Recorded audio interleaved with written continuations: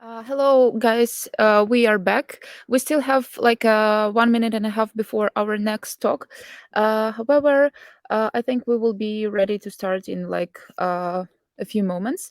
So our next speaker is already here with us. It's Hendrik Lesser from Remote Control Productions and Lesser Evil, his topic will be why we believe making the game Death from Above is important and why we support Ukraine in this fight.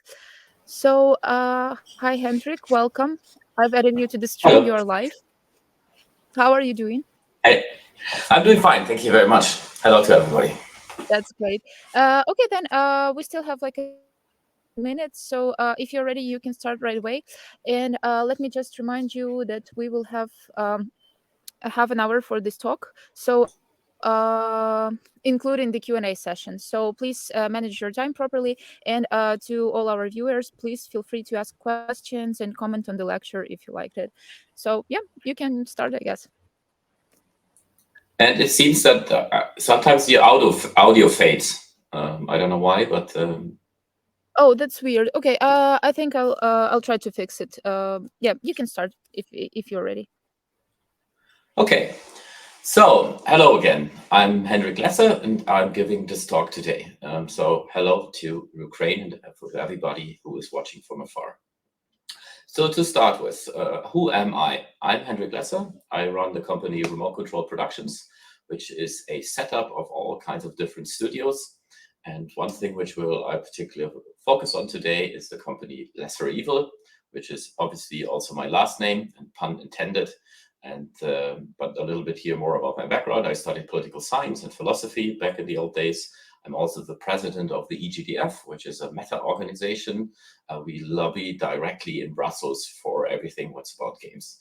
I also run a culture club, been active in a regional association, and my professional background is working with Take-Two, where I was in biz dev production, worked a couple of Rockstar games like Max Payne, GTA 3, Vice City, in a tiny role. I'm still quite young, but basically just to describe that I've been doing this for a very long time. And this is basically my life, making games, thinking about what it means for society, how we can improve education, how we can have a better awareness in the rest of society. That has been basically something I've been doing for as long as I can think. I'm not sure if I mentioned it. I'm 46 and I play games since I was 4, so for 42 years.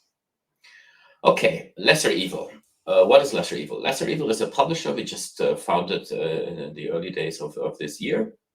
It's a new publisher where we have 3 main values. The first one is being anti-racist, pro-democracy, and anti-authoritarian.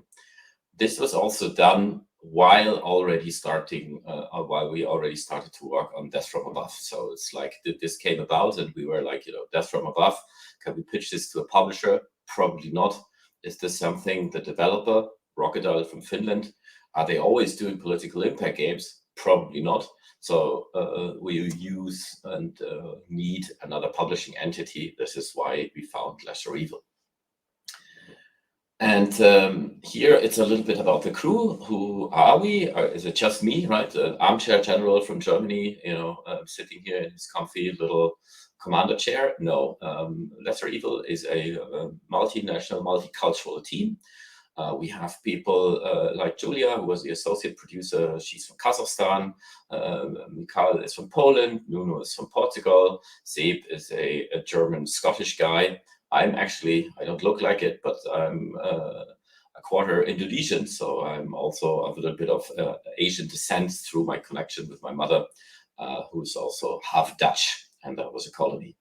Why do I point this out? Because I think it's very important that this is not just one single white guy's point of view. This has been a project where we have all kinds of different perspectives, cultural backgrounds, ideas, and how we do this. So what is Death from Above? For some of you who haven't heard about it, it's a game where you play a Ukrainian soldier who's actually a drone pilot, who is actually fighting against Russian soldiers and Russian tanks. It's in Unreal. It's in third person. You basically, after the intro, you start directly into the game. You have a couple of missions, and a little bit of a sandbox feel to it. So we have a couple of side missions, and I'll talk about this a bit later, some Easter eggs. And we see that this game, which is in early access since 2 months, is going to be basically in a couple of different layers. We have the main story arc, which is, as I said, a couple of missions. Then we have the exploration, where you find, for example, we just put recently some well-known graffiti from Ukraine in the game, this kind of exploration Easter egg feel to it. And we also started to implement a couple of things which actually really happened. So you could argue that we have an element which is called the news game, which was inspired, maybe some of you heard that, of this Finnish news company who used Counter-Strike to have some kind of hidden map in there, where they then basically broadcasted all kinds of factual news, also theoretically to a Russian audience, that they can actually prevent censorship. So it's what is unusual about the game is that not only is it one of the few games which depict drones, that's still not that crazy unique, but what is kind of very special is obviously that we depict a war which is happening right now. And not only do we jump in there and use it as a background, no, we take a stance. It is 100% pro-Ukrainian. There is no shades of gray. Some of you played probably some of the Call of Duties in last years. To a certain degree, they're still pro-America and pro-army and all this. But if you play something like Black Ops, where there's so many shades of grays and it's not clear who's really the enemy, and some of your own people are traitors and all that, it's what I actually ultimately call it still a postmodern game where anything goes, right? You can't trust anybody. Everybody's just basically a cynic. What's also very important, though, is that besides being very pro-Ukraine, and as I mentioned before, anti-racist, we also wanted to be really riding on a thin red line on what it means to not be racist against the Russians per se, right? This is I know that this is a very tough subject, and since we have a lot of people also on the team, the game designers Ukrainian, partners from Ukraine, we discussed this quite a bit, and I would totally, sit here in my comfy commander chair. So it is kind of very easy for me to have moral discussions about stuff. But we dived into these discussions and we're not afraid of them, but we still have to take decisions there and take a stance.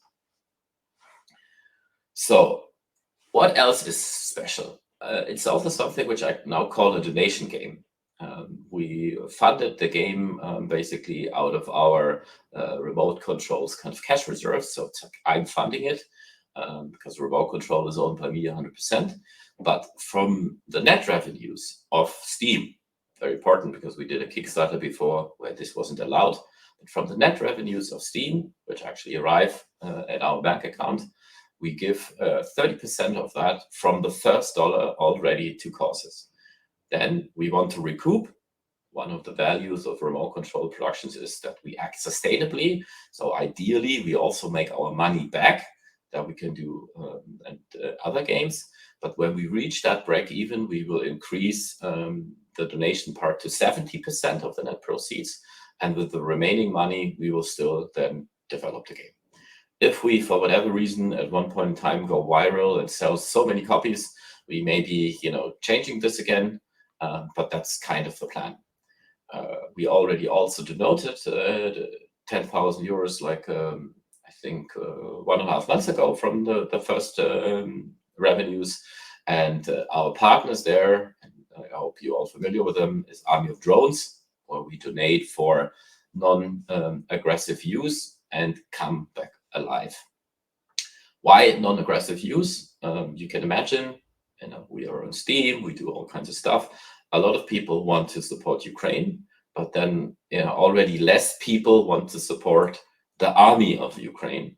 So we wanted to find also here a certain sweet spot where we can use Kickstarter. If on Kickstarter, for example, we would have said we don't donate for the Ukrainian army, we would have not been allowed, because to raise money for weapons is just a violation against terms of service.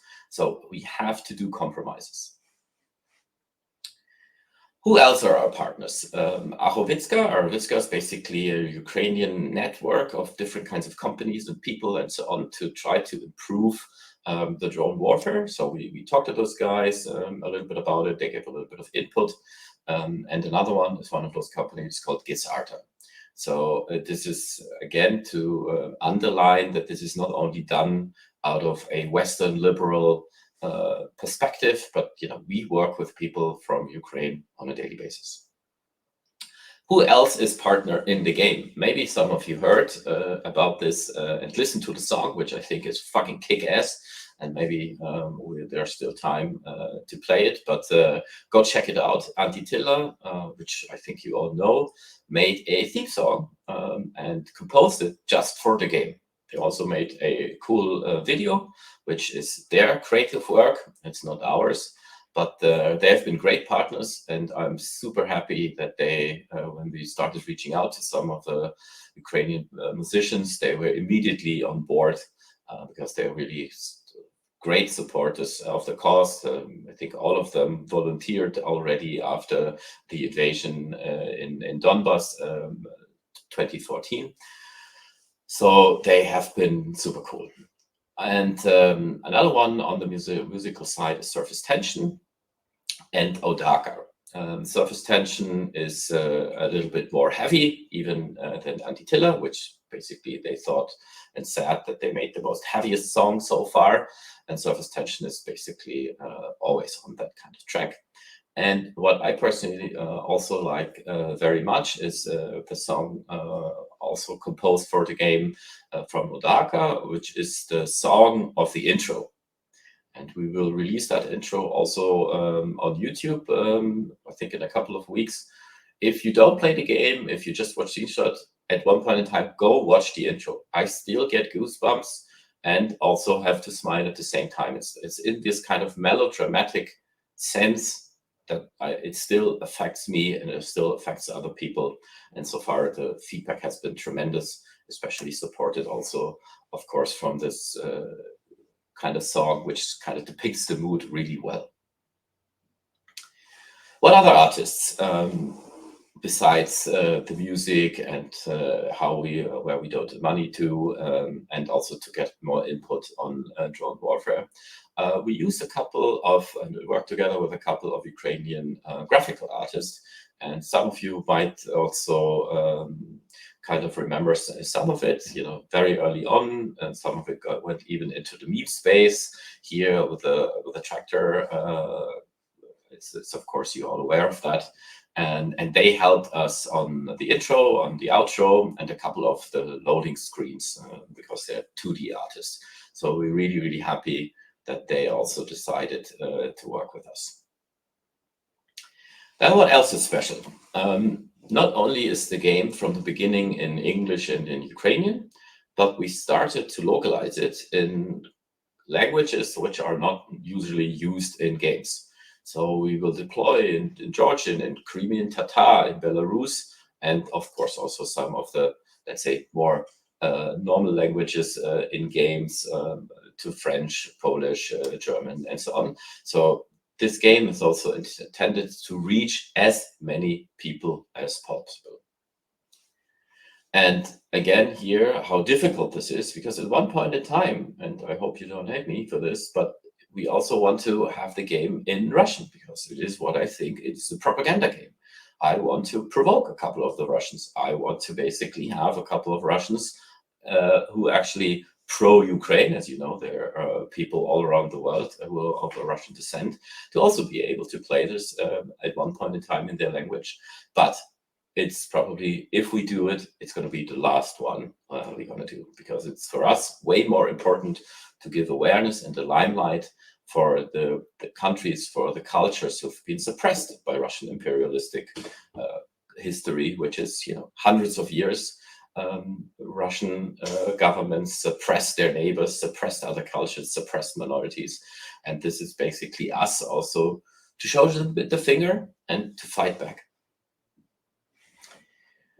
And talking a little bit about the game itself, we have, as I mentioned, the drone pilot, we have the drone. So we started to do all kinds of skits.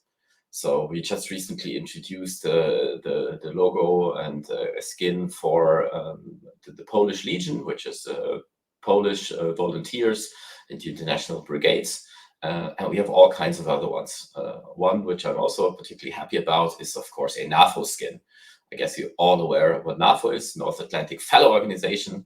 We are the ones on Twitter, and I'm part of it since basically forever, where we fight back against Russian disinformation, Russian propaganda. We're not only doing this on social media with being the wise ass and trying to explain to them how they're wrong. We also swear at them. We shout at them. We ridicule them. We are fighting back on all kinds of levels because, in our opinion, how we call them, the Vatniks, they also do all kinds of shit, and they even try to manipulate. They have the troll farms, which we don't, right? This is the fellows at NAFOs. It's a grassroots organization. We don't have an organized central committee where they decide what to do. Here's another one, which is, I think, also, this is one for Belarus. So Belarus volunteers fighting on what I call, of course, the right side, right? And what I mentioned before, the news part and the Easter eggs. You remember when these Russian soldiers fighting for Ukraine and these two regiments invaded actually Russia, right?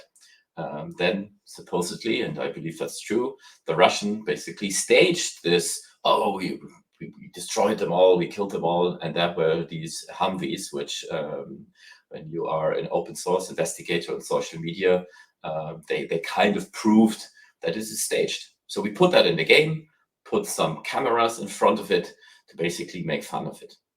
Another one is, and obviously when we started working on the game, it was very much inspired by not only that the way the war is going on, which completely dragged me down the rabbit hole already basically since 2014. We're watching a lot of the footage from what is happening on the front. And to not only be sad and moody and all that, we also, of course, put in some funny stuff. So I think it was like 6-7 months ago, I saw a video where actually a drone brought some sausages to a dog, right? And to lighten the mood, we put stuff like that into the game as an Easter egg. So what's the impact? I'm really happy if there's anybody in the audience who voted for us at DevGame Awards. Thank you very much. We won the Choice Awards. Also, what's super cool is on Steam, where we now, I think, sold like 7,000-8,000 copies, which is not a shit ton, but still early access, and we're definitely not giving up. But it's a start, right? The feedback on Steam is still 97-98% positive, which has been not a surprise to me that a lot of people like the game, but it's a bit of a surprise to me that we haven't been review bombed by the Vatniks that much, right? And what does the press say about this? This is very interesting. This is a little bit different than what I anticipated. Overall, you could say there's much more silence than I thought. I thought this game will either have very strong support or people who think that this is not the right thing to do because they are pro-Russia, or that they think, the peaceniks, and I simplify here, right? This is ultimately I'm for peace too, but in the moment you have to fight, right? And so overall, a lot of, especially the gaming press, didn't cover us at all so far, which has been a bit of a surprise. But what happened, and that's pretty cool, is that GameSpeed, which is the international B2B website in the world, covered us actually a couple of times, and even Dean there did a follow-up interview on at Reboot in Dubrovnik a couple of months ago. And The Economist did an interview with me. Japan, there was some interesting stuff. Then there were, of course, some people discussing the morals of it. Maybe some of you are aware of Spiegel. That's a big news outlet in Germany. And what has, of course, been super cool is that some of them totally acknowledge that this is different. Doing that kind of political activism on topics which are happening right now is very unusual. And that this is worth to cover and Because one of the reasons we do this game is also not to only raise money, but to have an ongoing awareness for the war. And I'm very sure that this sounds so weird to most of you who are affected by it or either still in Ukraine. But unfortunately, a lot of people in the West are kind of already in the sentiment of, yeah, the war is still going. I'm not really that interested anymore. Can't they stop fighting? Blah, blah, blah, blah, blah, which is horrible to me, by the way. But this is something which we have to acknowledge exists. So this game is also something to basically say again, hey, by the way, the war is happening. And here, you might be younger, so you don't read the newspaper too much anymore, or books from Timothy Snyder or whatever, but you see this on Steam, and hopefully even down the road on console. And this is one of the coolest things which happened. Der Standard is an important newspaper from Austria. They kind of compared this to what was Charlie Chaplin was doing with The Great Dictator. And here again, another information. One inspiration was watching the show Five Came Back on Netflix. Maybe some of you know it. It's a show about five movie directors in the early days of World War II, which enlisted and volunteered to the army, not to fight with a gun, but basically to fight with their skills and their camera. So they made all kinds of training movies for the army, but they also made all kinds of movies. Documentaries there's a very interesting one about why we fight. There's another one where they try to explain why there's Japanese imperialism, but they also made kind of story-based fictional movies in that period. I can really recommend, go check that out. Netflix also has all the movies all those guys made on their platform.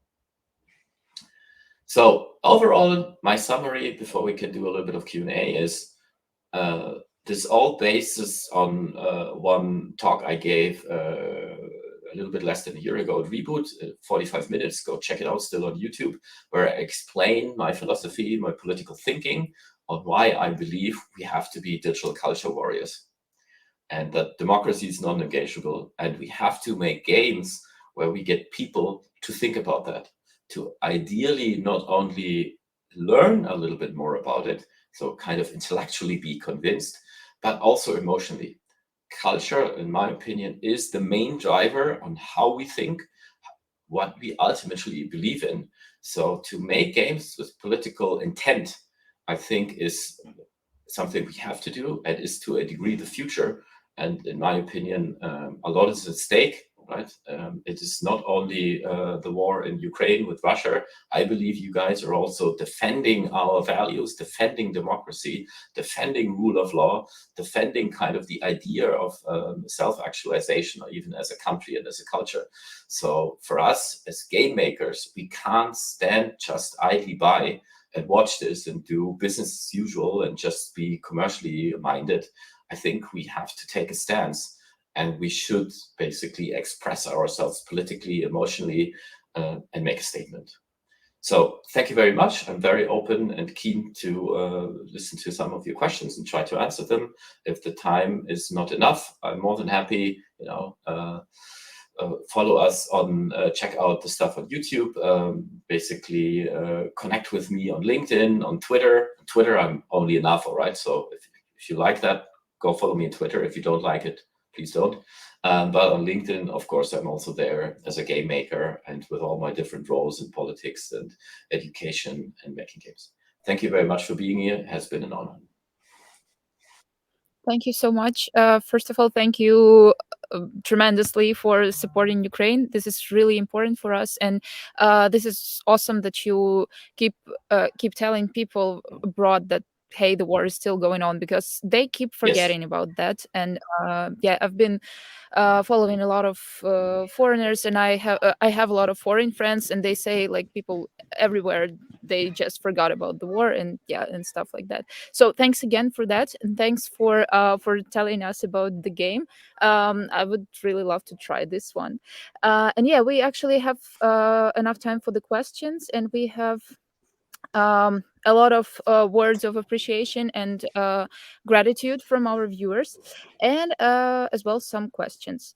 So the first one is, I was surprised with Surface Tension. Our viewer loves this band, and the question is how you chose which music do you want to add to your game, because this band is not very popular, and yeah, we are just curious about your Mhm. music choices, how you made them. Yeah, ultimately, we reached out to different ones. It was a bit of a random process, right? We didn't analytically make a big list. We also asked a couple of people, and I don't fully remember how Surface Tension came up, but I made all the decisions on the music, and I thought that their rough style was a really good fit. Also, for where we use it in the game, made a lot of sense, right? So as I said before, or darker, very moody for the intro, perfect. Then the game starts, anti-tiller, upbeat, it's fucking great. Hymn even, right? The song's really good. And then in the end, the song for Surface and So was really a good fit. And I love music. I've been listening to all kinds of music all my life. So this is how we came about. And, you're completely right. They're not as popular as anti-tiller, but, we created a piece of art. So ultimately, sure, the marketing aspect of reach is important, but ultimately it needs to be a good fit. That's why we chose them. Okay, cool. Thank you. And you've also mentioned about the media coverage that it wasn't like very vast, but still, were you pitching the game to different media, or they found out about the game themselves somehow?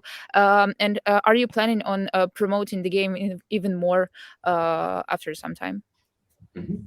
A very good question. Thank you. This is we used Press Engine, which some of you might be familiar with. It's a tool you can use where you have tons of outreach in the gaming space, and where we can even see the KPIs. And we saw that the open rate of our news was way above average, but the cover rate was way below average. So we kind of assume, and I talked to a couple of those guys too.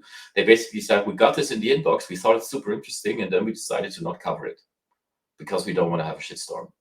We don't want to be part of that fight, which I find very sad, and not. And I wish them more courage. But this is basically how it went, and then we did it again and again. We do it, promote it on Twitter, on Reddit. We do press releases. We did the performance marketing, and so all this. I'm definitely not giving up. I think you can assume that I'm not the guy who just, yeah, let's just give up right now. No, we will keep working on the game, which is still early access, as I said, and we still promote this. For us, this is a marathon. And, if nothing crazy happens, we will, support this game, as long as the war, until the war is over. I hope it's soon, right? Yeah, So to a certain degree, of course, I want to make a big game, but on the other hand, I would be very happy if I can stop working on this tomorrow. yeah, yeah. We get that. And once the war is over, will you be promoting the game as well? And well, maybe you will add some other layers to the game's concept or the core idea or whatever.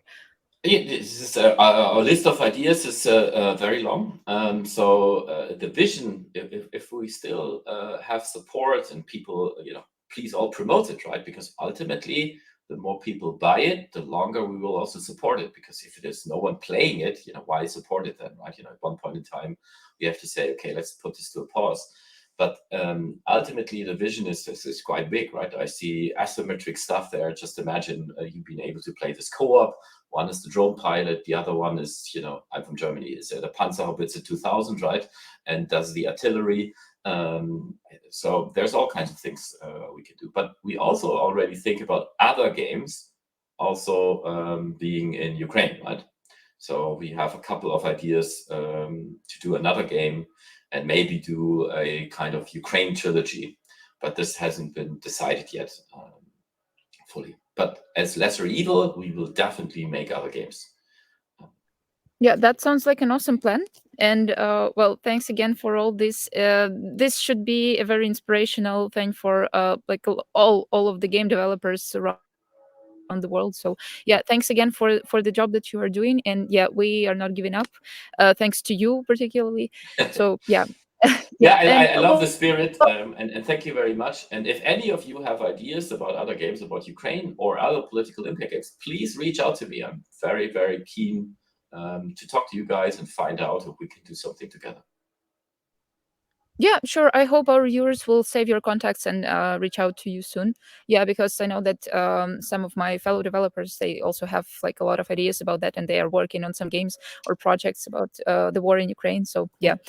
Well, thanks again. I see that we only have like 2 minutes left before the next talk, so I guess we won't have more time for questions.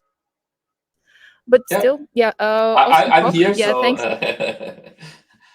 Yeah, that's great. Okay, then have a nice rest of your day. We hope you will enjoy Games Gathering, and yeah, we hope to see you soon.